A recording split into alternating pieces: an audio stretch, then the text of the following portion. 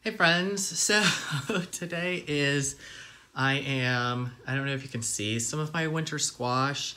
I have all kinds of different varieties because, as you can remember, I forget what I planted or how I planted it, and I got a lot of random success, like these almost pinkish orange ones I've got a bunch of, and then these yellow variety, which again I forget, I have a bunch of. I got 0 spaghetti squash. I got like 2 or 3 acorn squash, and then I think you can sort of see my jack-o'-lantern pumpkins. I got 3 of them, and then my sugar pie pumpkins, I got a few. So I'm gonna collect seeds from them today, or I might store them in the pantry to cook with throughout the season. But because they've been open pollinated, I have like the Yarndale, and again, these, I don't even know what these are. These might have been open pollinated from last year or the year before, or even the year before that. I don't, until recently, as you saw, I did not have a good system for my seeds, so I'm not even quite sure what year they're from, but I'm gonna work on that. And then this is one of my aquariums that I'm going to break down and just get rid of. Talking about systems and goals and having more free time for creativity and things that bring you peace and calm, I had been flirting with the idea of an aquarium for years. I used to have one in my 20s. I really loved it. And then I moved around a bunch, which was like moving with an aquarium is not fun. It's stressful, things break. In fact, I have like a big story about one of my big aquariums shattering in a storage center for another day. But when I get into things, I like to be engulfed with information and to like swim around in all kinds of different things and learning on a bigger scale, and then focusing in on like other things. And I like to do little experiments, which is sort of why cooking calls to me.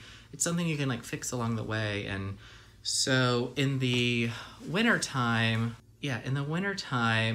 I lose my gardening. And I thought with aquariums a couple of years ago, I would do aqua gardening, and then I ended up getting fish because I feel bad for the goldfish in the feeder tanks. And so I started with like rescuing a bunch of them, and which was fun. It made me feel good for a period of time, and then I got to a point where I had a parasite issue with something, which, you know, comes from those feeder tanks, and thinking that I quarantined, which is then how I got a second aquarium. I was quarantining fish before the other tank, and then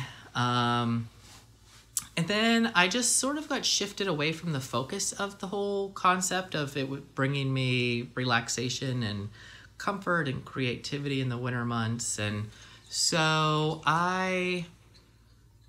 last winter was like, I was talking to Caleb about how maybe I need to get rid of these. I was also things with sleeping.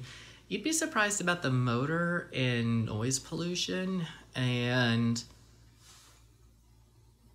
like you can hear my other one right now. And even with cleaning and making sure everything's working the way it is, there's just a certain level of noise, even as quiet as it is. So I did have 3 aquariums. I broke down one. I am going to break down this one, and I'm going to move the other one to, I think the gym space makes the most sense, where it's like out of the way, but you can still enjoy it in the mind frame where you're trying to be still and zone out a little bit. And I think that's the appropriate place for just one. And I think that when the fish naturally go through their life cycle, that I'm going to discontinue them altogether. And that goes back to the system thing of, looking at what does and does not work, what is and is not providing you with comfort and stability and stress-free life. And for me, the idea around aquascaping and aqua gardening was like it until it wasn't. And I think it's okay to admit that it is not a permanent thing. It's not something that I found worked after I really dove into exploring and learning it and committing to that process. And yeah, so it feels good to be at this point, but it also feels a little sad. It also feels like, now I've got this junk, what do I do with it? And so I got to figure out, what do I want to do with it? I've also flirted around with the idea of creating sort of like a permanent swimming hole outside and dealing with like maybe pond plants. That also feels like a lot of maintenance and stress. And do I want to explore that?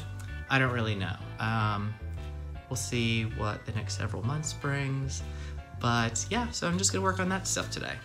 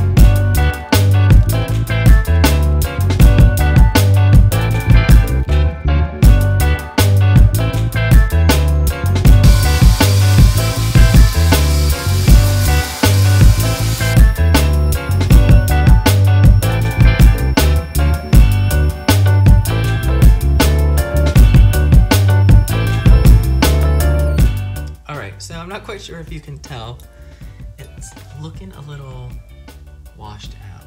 How do I change that? Okay, so what in its final evolution with the pickles that I picked and pickled from the garden this year, I just have like a simple egg wash, and then I'm just, because they're already spicy as we know, I just have a simple cornmeal right here. I'm just gonna do a quick coat breading, and we'll see if this is the way to go with this particular pickling brine that I created, because they're mushy and sort of gross, but maybe if they're crisped up a little bit,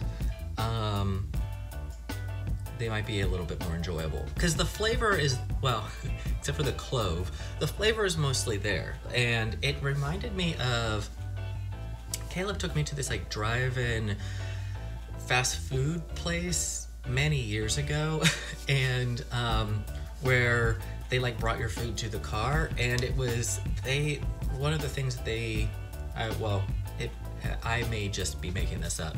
One of the things I remember them supposedly being known for was their like fried pickles, and they had a little bit of a spice to them, and I'm getting flashbacks of that particular date night from these.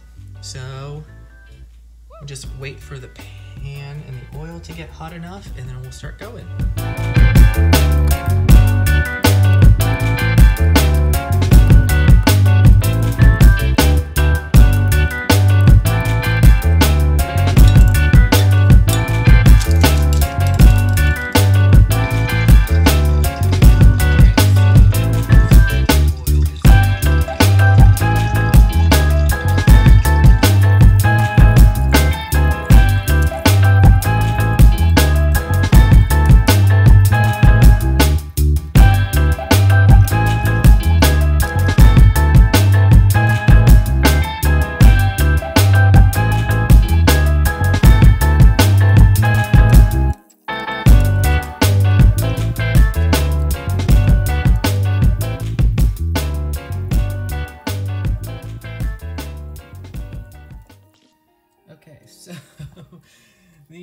do not look great at all, but these are the best ones that came out.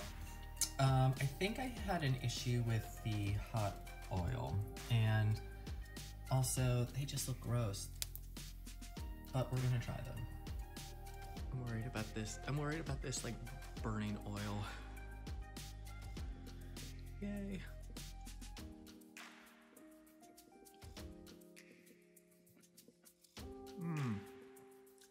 Okay. Alright, so I think that's it for today. I'm feeling pretty good. Those pickles ended up on a spontaneously good note. And now that I have a baseline for understanding about what to do with frying them this way, now I need to step up the game and make them really enjoyable. But also these are really good.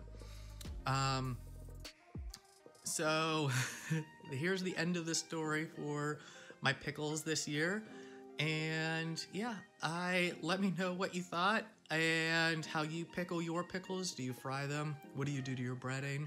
Let me know down below. I look forward to sharing more with you soon. And juice.